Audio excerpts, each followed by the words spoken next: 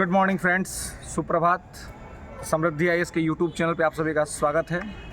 दोस्तों, हमारे जो शिक्षक अभ्यर्थी हैं जिनका कि 19 से एग्ज़ाम शुरू हो रहा है, 22 तक चलने वाला है एग्ज़ाम, तो इस एग्ज़ामिनेशन को लेकर के जो विद्यार्थी थोड़े दबाव महसूस कर रहे हैं उनके लिए हम महत्वपूर्ण बात लेकर के आए हैं एक बार फिर से कि देखिए, जो एग्ज़ाम होने वाला है 1 to 5, 6 to 8, 9, 10th, 11, 12 सबके लिए एक अलग स्ट्रेटजी है। तो सबसे पहले मैं आपको 1 to 5 के लिए बात कर रहा हूं कि 1 to 5 वालों को क्या करना है, पीआरटी के लिए क्या करना है। तो पीआरटी के लिए जो हमारे विद्यार्थी हैं जो 1 to 5 की जो इनकी एलिजिबिलिटी है, तो आपको पता है कि देखिए, मैं जिस तरह से पेपर 1 हुआ था, टीयर 1 हुआ था, टीयर 2 हुआ, टीयर 3 हुआ, फिर आगे टीयर 4 होगा, तो लेकिन ये टीयर 3 का जो पेपर कैंसिल हुआ था, इन सभी पेपर को स्टडी करने के बाद या पूरे सिलेबस को देखने के बाद ऐसा ये कह सकते हैं कि 1 to 5 जो है वो कहीं ना कहीं अपने आप में एक टफ एग्ज़ाम है।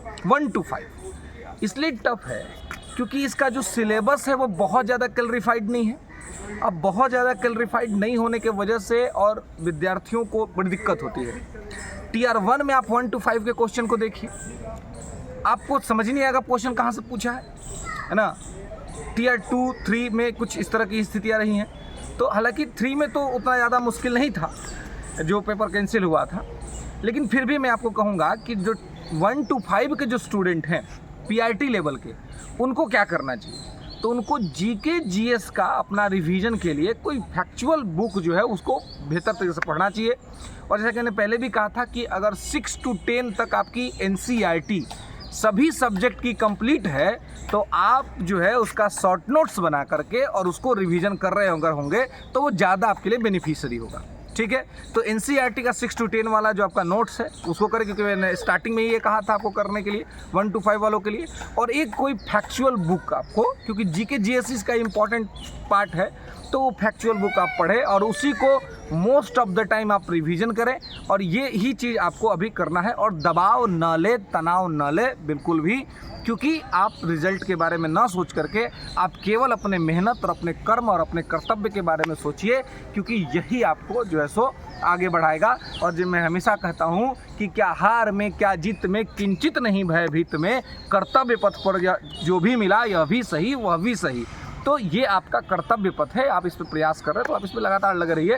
तो 1 to 5 वाले जो हैं वो 6 to 10 के अपना एनसीईआरटी को रिवीजन करते रहे और साथ में एक सेट रोज़ लगाइए।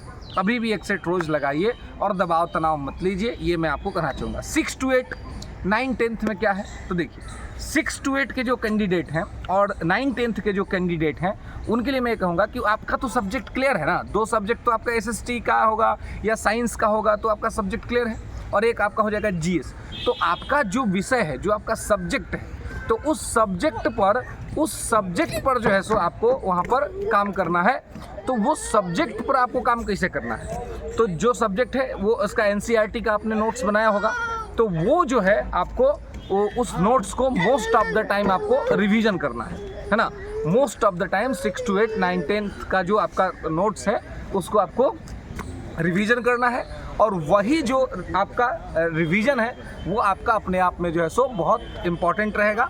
और साथ में करंट अफेयर्स के लिए कोई एक फैक्चुअल मैगजीन जो है सो उसको आप लेकर के रिवीजन करते रहें। एक सेट रोज बनाइए, एनसीईआरटी से ही क्वेश्चन रहेगा, एनसीईआरटी से बाहर कुछ नहीं रहेगा 6 to 8 के लिए।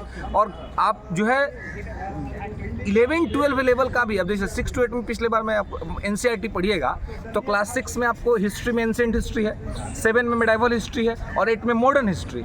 लेकिन टीयर 3 के पेपर को अगर आपने देखा होगा 6 to 8 में, तो वर्ल्ड हिस्ट्री पूछा था। यानी कि आपको आवश्यकता है कि आप 12 तक की एनसीईआरटी को पढ़े।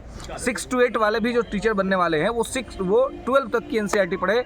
9, 10th में भी जो शिक्षक बनने वाले हैं वो 12 तक की एनसीईआरटी को पढ़े, तभी जाकर के उनका कल्याण होगा। ये नहीं कि मेरा जिस लेवल के हम हैं उस लेवल पे हम पढ़ लेते हमारा हो जाएगा, नहीं, आपको उससे ऊपर के लेवल पे जाना पड़ेगा। आपको 11, 12 का लेवल आपको पकड़ना ही पड़ेगा।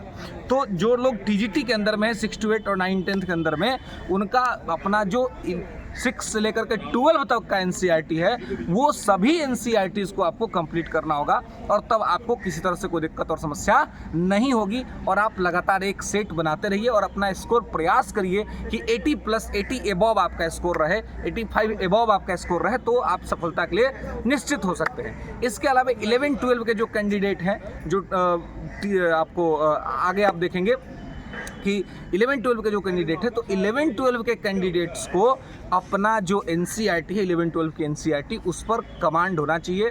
और मैं पहले भी कहता था कि NCERT के जो वो कॉलम में जो चीज़ें इन्फॉर्मेशन होती थी उसको आपको करना है, वो आपके लिए बहुत इंपॉर्टेंट रहेगा। तो वो चीज़ NCERT और NCERT के साथ साथ जो है सो प्रैक्टिस सेट, NCERT और प्रैक्टिस सेट, ये जो है वो 11-12 के लिए आपको बहुत कारगर रहेगा।